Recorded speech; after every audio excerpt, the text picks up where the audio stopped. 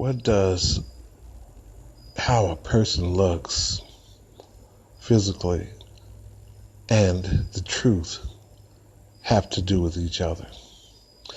If a person is, as some would say or think, better looking than another person, and this better looking person is telling lies, do you accept those lies and live by them and go along with this person just because they are a better looking person? If a person is not as physically quote unquote attractive as the as this other person who's telling lies, but this person who is not as physically attractive is telling you the truth, which one of these people would you rather be around? The world, because of its attractive things that some people think are attractive, are pleasant to the eye, chooses to follow the world because of all these things that are pleasing to the sight and the senses of people. But things that are not pleasing to the sight, that may come to you from the most unexpected places, like from one talking to you on a Facebook page who doesn't have a big pretty building or a pretty sounding choir to back him up. He's just speaking to you from truth. He doesn't have his platform is not elaborate. It doesn't have a pretty bow wrapped around it like these Hollywoody glamorous to the people's sights, and it's not appealing to them as these other ones are, where they have the big buildings and the singers and the cameras and the people all dressed up in suits and everything. So it's not as appealing. It's not as commercial. So people look at these other things because that are more worldly. And the point I'm trying to make is that these things that are so worldly, that look so good, these people are preaching half-truths in these organizations. Whereas you could listen to someone who you would never expect would know what he was talking about because of the format from which he's, from the platform from which he's speaking, or from how things are where this person is speaking from. If he's speaking from like a Facebook page or Twitter or YouTube or something like that, or if he's just talking to somebody on the streets. He's not in a big building. He doesn't have the lights, cameras, and the choir behind him, and this and that. He's not taking in a bunch of money. He doesn't have collection plates going around. But he's speaking the truth.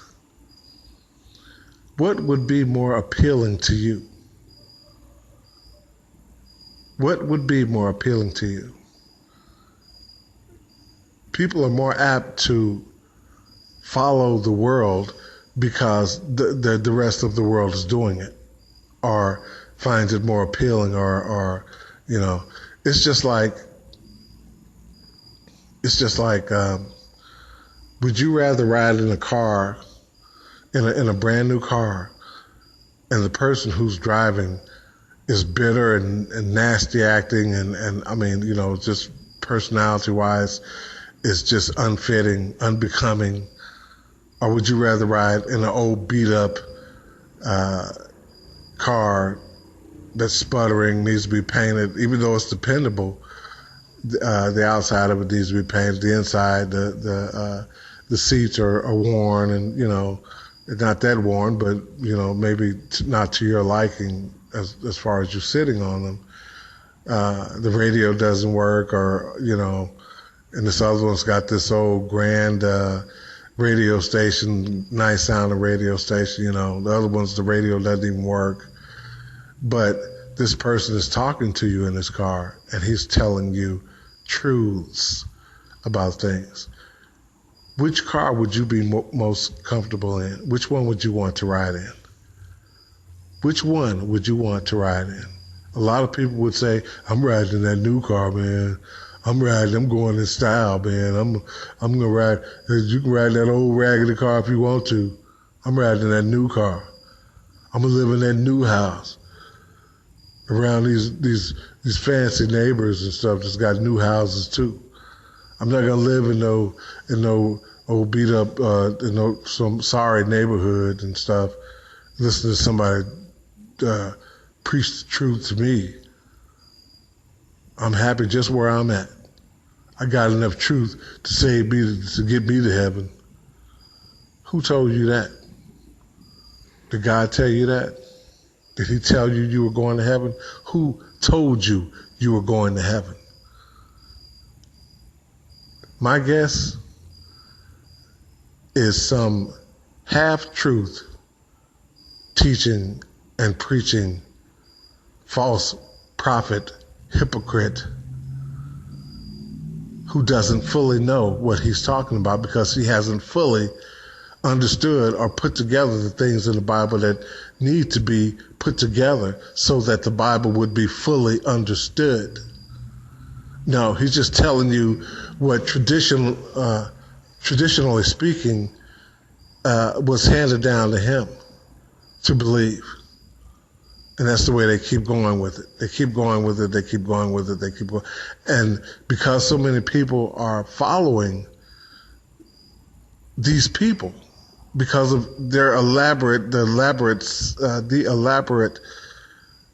settings, or what looks to be beautiful settings, you know, more people are being deceived than people are being told the truth. And when someone says, well, why don't you share the truth from a more uncommon source? You don't want to do it because you don't want people to see you affiliated with this person who may be living in a one-bedroom apartment or a studio apartment in the worst part of town. You don't want to be affiliated with that person because you think it will give you a bad name. Okay. Well, in the end, God is the judge, the final judge. He has the final say-so over everything. The judge of all the earth. And I do believe that the judge of all the earth will do the right thing by every soul on the face of this earth. And his judgment will be just. No flaws, no underlying, no secret agendas in it to mess off somebody's life. You know, people, you need to think. You need to think. What means more to you? This world, living for this world, or living for the one who created everything?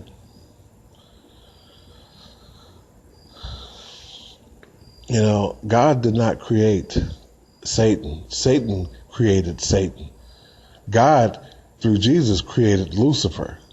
Lucifer made himself Satan by slandering God's name, by slandering the Most High, his characteristics and everything, by lying on the Most High. I was watching a program this evening. It was a recorded program on YouTube. Two women in different videos.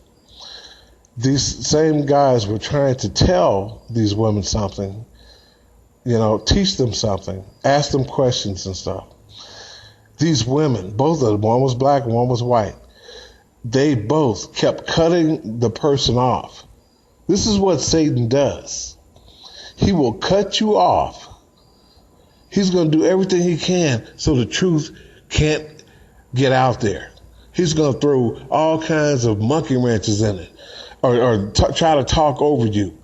You know, when you're trying to talk over someone, when you bring yourself to what someone else is doing, and you have something to say about it, and they didn't even invite you there, you invited yourself.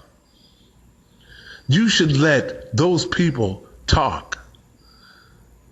You know, it would be more appropriate for you to ask, if you're going to put yourself in that position, it would be more appropriate that you ask a question, may I speak? Because this is their thing. May I speak? Instead of going in there, cutting that person off from what they're talking about. This white woman just came and started blabbing. And she just kept blabbing. And they were trying to tell her stuff, and she kept blabbing over them. It's like nobody could understand anybody, and that's what Satan does. He is the author of confusion. And this woman, unbeknownst to her, was doing Satan's biting. So was the black woman.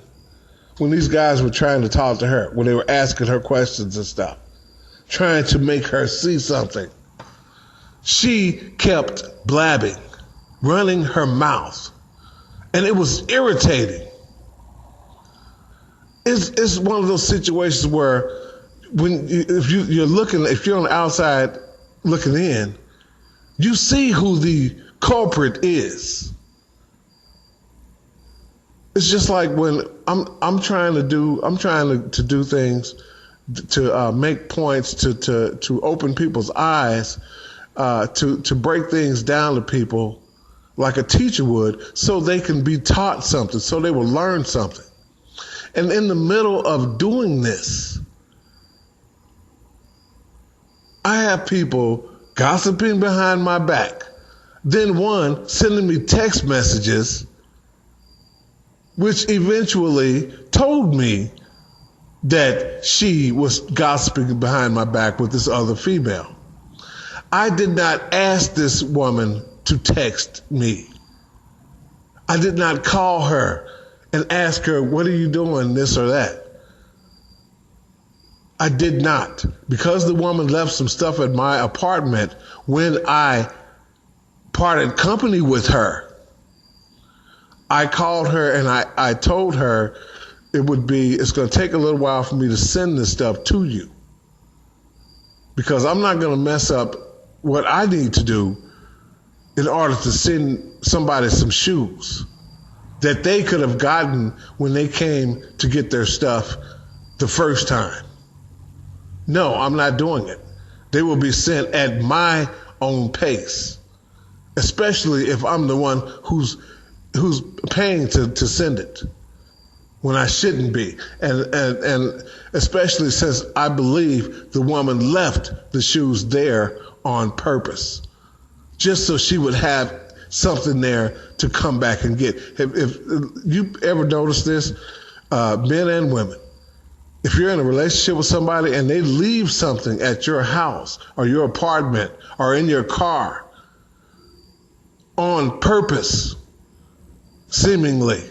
Otherwise, why would they leave it if they have means to take it all with them? These were shoes. Like 4 or 5 halves to some other shoes. Now, why would you take half of some shoes and then leave the other half there? Oh, that's a good reason to want to have to say, well, I need to come back and get my other shoes. You know, I could have been dirty and just threw the shoes away. But then I thought, well, maybe she left, maybe she just overlooked these shoes. You know, because they were a little bit out of sight. So I can see how she overlooked them unless she put the shoes where I found them. Because when we unloaded the stuff into this one apartment, all the shoes were together. Now, how they got behind, these other shoes got behind stuff and here and there is beyond me. So it was beyond me why the shoes were left there. Half shoes. You know, it seems to me that if the woman was picking up a part, you know, one left shoe or right shoe, and she didn't see the other shoe, she would have looked a little bit harder. It was just one room, and everything was all on the floor, and it wasn't so much stuff on the floor that she couldn't see where the other half to those shoes were. The other halves to those shoes were. So, but this is how people, they play games like this. And I sit back and I look at people. I look at them. I analyze them. When someone's trying to pull the wool over my eyes, I'm a songwriter and I observe things carefully. And I can see right through a person trying to run a game on me, who's lying to me. I can tell if a person is telling me the truth. I can see their agenda. I can see because my spiritual eye is open. I can see when I'm doing wrong more than anyone and know that I need to straighten up or stop what I'm doing. I see it. I see it and I know it's wrong.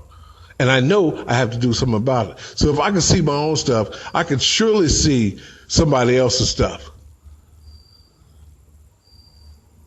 Okay? I can see it. I'm not perfect, but I know I can see it. And some of you are the same way. You can tell when someone is trying to run game on you or lying to you. Instinctively, you know when someone is running game on you. And if you're into the Bible, if you're you know, more into the Bible like I am and about doing the right thing, then your eyes are open even more to Satan and how he operates, the little games and the sick ways, the dirty things that he does. Your eyes might not be open to everything, but you can see some things pretty clearly. You can read through people's agendas. You can tell what they're thinking about or what their agenda is by things they say, by their body language. You can just tell. And it's an insult to my intelligence. But I'll sit there, you know, and sometimes I won't say anything. But if I'm mad about something already and somebody else tries to run some game on me or whatever, then I'm going to tell them about it. And they're not going to like it. And 9 times out of 10, they will get up and they will go. They'll be embarrassed because they didn't think. They thought they were so smart that they didn't think that I could see through their little game. And when you expose somebody, what they are trying to do to you, it makes them, it embarrasses them and it makes them mad. And then they're wondering, how can I get this person? How can I get to this person? Or how can I mess up something that he's trying to do? How can I make this person mad? How can I outsmart this person? You know, the answer really is you can't. You can try it, but you can't. And you'll be trying it till the day you die, trying to make it work, but it won't work. It will backfire in your face. Because no weapon formed against me or any of God's people, from the least to the greatest, shall prosper.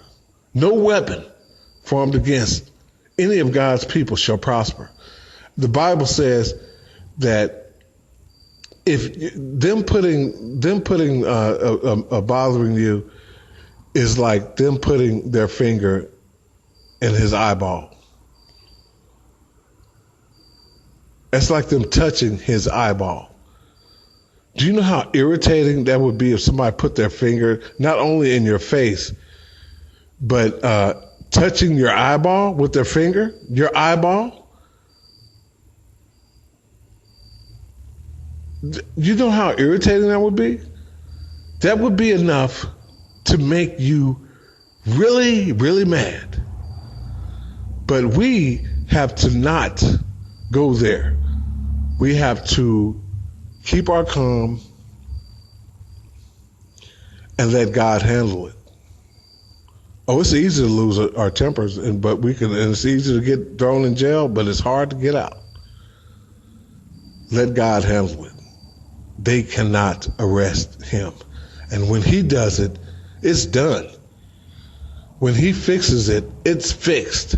And they cannot unfix it. When he closes the door, it's closed. And no man can open it. And when he opens the door, it's open. And no man can shut it. No matter how hard they try. No matter how many of them try to shut it. It's not going to close. See, so God's got something for all that game stuff. But see, his God's things, the things God does, are real. And it'll leave you wondering, oh man, what's going on? What's going on? What's happening here? Just like you're trying to leave God's people wondering, or the people who are trying to do right. Like you wanted to leave them wondering what's going on behind something that you did. So when karma comes back on you, why ask why? Why ask why? When you get found out and it blows up in your face or it hits the fan and it's all over you. It's been turned around on you. And you don't know what's going on, like you didn't want that one person to know what's going on.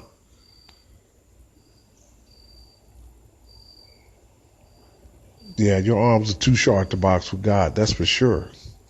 So, you know what? Why would you want to mess with his people? He's in their corner. He's never left them. So when you're messing with them, you're messing with him. And you won't prosper. You will not prosper. No matter how hard you try to knock us out of the box, we're still going to be there. Unbreakable, unyielding, and just unwilling to stoop down to your level. And the ones of us who have, God still got their back, you know. There's some dirty people out there. You know, you do some dirty things to people, to other people. You could sit around and act like you don't care and then say, well, you're a Christian. You can talk about people behind their backs, say you're a Christian. You can say what church you go to, say you're a Christian. Just because you go to church, you know, doesn't mean that you are rendering some sacred service to the Most High. Just because you put on some decent clothes and go to church and smile in people's faces and stuff with your fake ass does not mean that you are rendering God some sacred service. you are pretty much going to show, not to know, because if you're going to a false prophet, half-truth teaching church, then all you can be going there to do is for show, not to know. Because you really don't know anything except for the half-truths that you've been taught. So, what do you really know? You're wasting your gas going there. You're wasting your time getting cleaned up to go there, putting on the clean clothes and all this and that. You are wasting your time being there with your fake smiles and this and that. And then you turn around and talk about people behind the back after when you leave the service or whatever. Well, so-and-so did this and she's that. Why is she like this and all that? You are such a hypocrite. And you just get out of church. Or sometime later after you get out of the church, you're running your mouth, doing your evil dirt. Like you rendered God some sacred service, taking your wolf in sheep clothing ass to a service.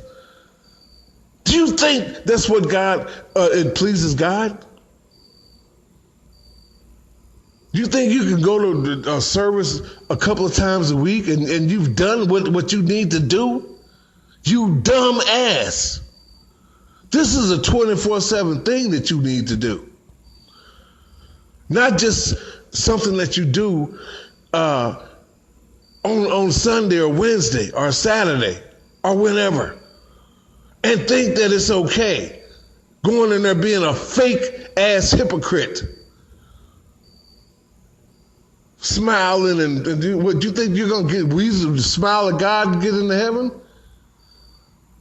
Well, God, I was just doing what everybody else is doing. That's why you're going where everybody else is going. To hell. Okay? Depart from me. I never knew you. Never knew you.